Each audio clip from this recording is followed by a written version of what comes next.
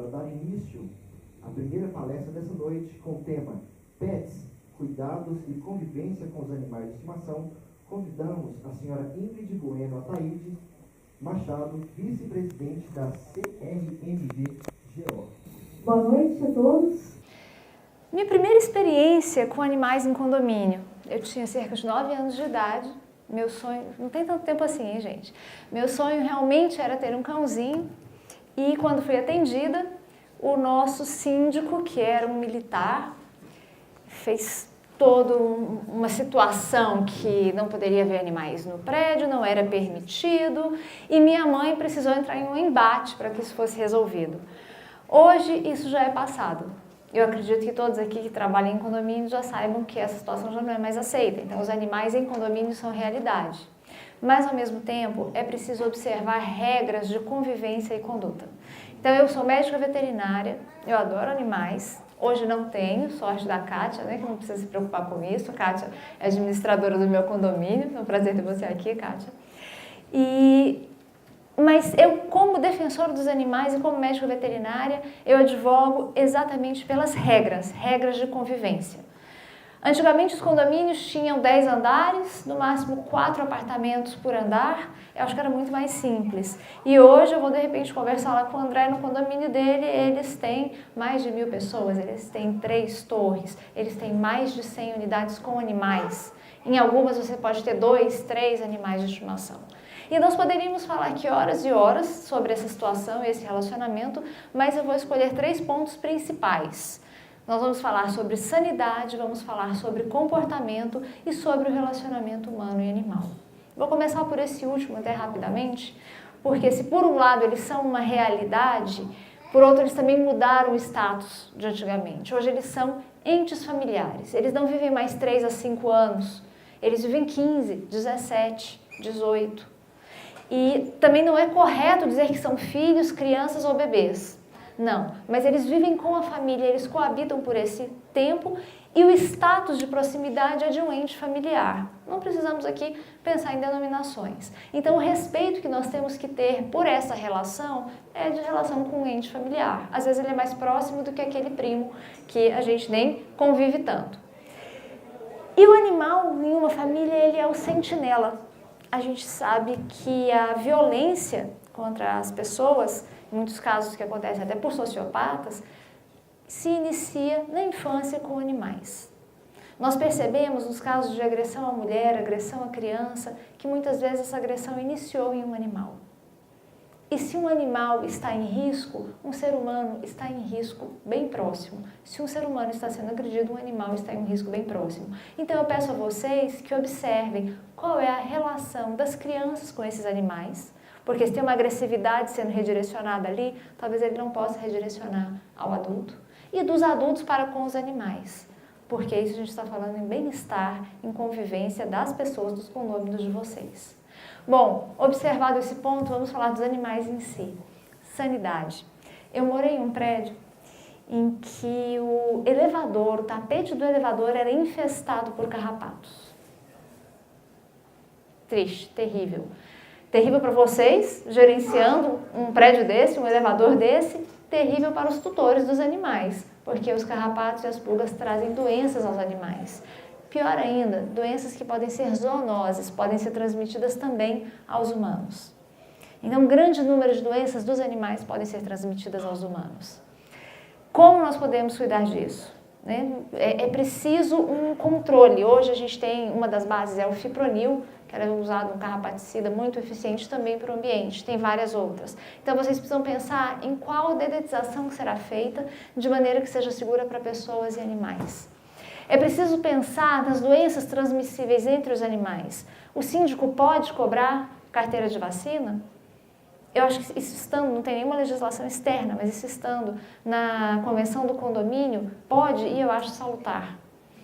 No mínimo, vacina antirrábica, porque pode haver um acidente com o humano. Raiva é uma zoonose, você não sabe por onde esse animal anda. Existem outras zoonoses, existe uma doença que é a bordetelose, é uma tosse séria causada por bactérias. Entre cães e gatos ela é muito disseminada. Ela pode acometer humanos também, levando a quadros respiratórios, inclusive de pneumonia. Aqueles que têm aves, os papagaios, pistacídeos, Primeira coisa, a gente tem que saber se eles são legalizados pelo IBAMA, pelos órgãos, porque senão pode incorrer aí em tráfico de animais silvestres. E se vocês tiverem consciência de que tem um animal ilegal e não denunciarem, são coniventes. Então a gente pensa que é simplesmente um condomínio que tem um animal. Não, existem várias implicações e que a gente precisa considerar e pensar. As áreas de convivência entre esses animais, a gente vai ter ali dejetos, vai ter fezes, vai ter urina. Nas fezes tem vários parasitos que podem ser transmitidos entre animais e alguns que podem ser transmitidos para humanos. Quem já ouviu falar do bicho geográfico? Aquele que a gente vai na praia, volta e deixa todo mundo com inveja. Né? Que fica uma marquinha, parecendo uma serpentezinha rosa em vários pontos da pele. É a larva migrans cutânea, é um verme, um acilóstoma canino que é do intestino do cão. Pode cometer felinos também. E hoje ele é muito comum, né, no nosso estado, que não tem areia, não tem praia, em locais que tem quadra de areia. O pessoal que joga futebol de areia costuma ter na testa. Imagina, gente, o filho de um condômino de vocês me aparece com uma marquinha na testa e é um parasito de um cão. Como isso chega para vocês? Bom, eu poderia falar aqui de N doenças, eu quis realmente suscitar em vocês essa noção de que várias doenças são transmitidas entre os animais, da mesma espécie, de espécies diferentes, e também entre esses animais e os humanos. Quem pode indicar a melhor maneira de cuidar disso, a melhor maneira de evitar, o que se preocupar? Um médico veterinário. Então é interessante que vocês tenham um médico veterinário que acompanhe o condomínio, que vai em um momento para orientá-los e, se possível, que consiga ter um momento com os condôminos, com os tutores. De repente fazer uma ação para conseguir consultar o máximo de animais possível. Dá para tentar fazer isso em um valor que fique melhor para todos, tenha a comodidade de fazer isso no próprio condomínio. Então, são questões que podem ser conversadas. Sugiro que seja um especialista em pequenos animais, mas que tenha experiência especialmente com epidemiologia. Então, é um trabalho que nós desenvolvemos considerando aí uma população, não é um único animal. E eu falei que tinha mais um assunto, não quero me delongar porque nós temos um tempo exíguo. Comportamento, essa é a outra preocupação. Qual é o porte que eu posso ter? Qual animal é agressivo? Como é que eu lido com animais e crianças, animais e idosos? Eu posso proibir esse animal de usar o elevador?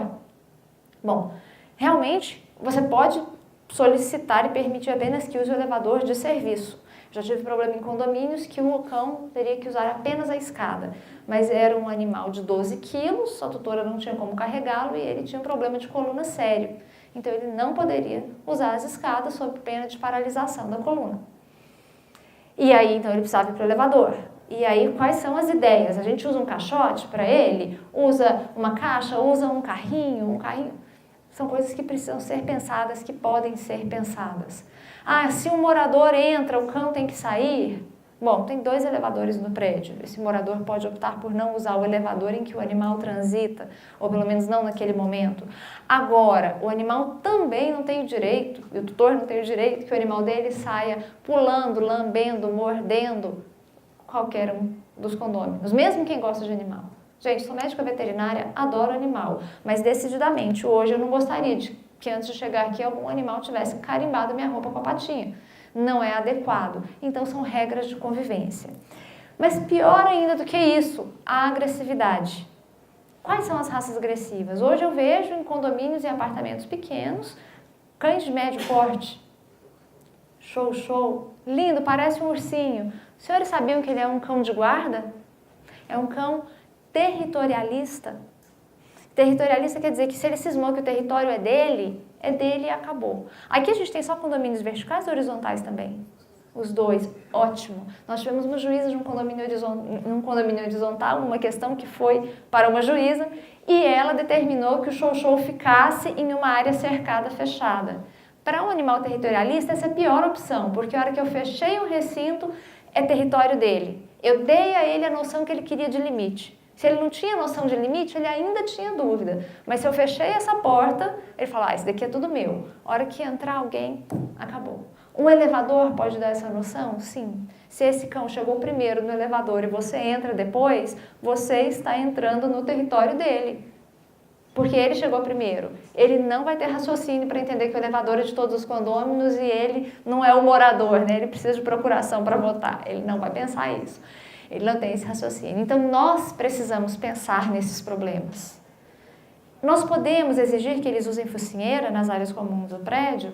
Eu, particularmente, concordo que os cães cuja mordida podem causar um alto dano usem focinheira.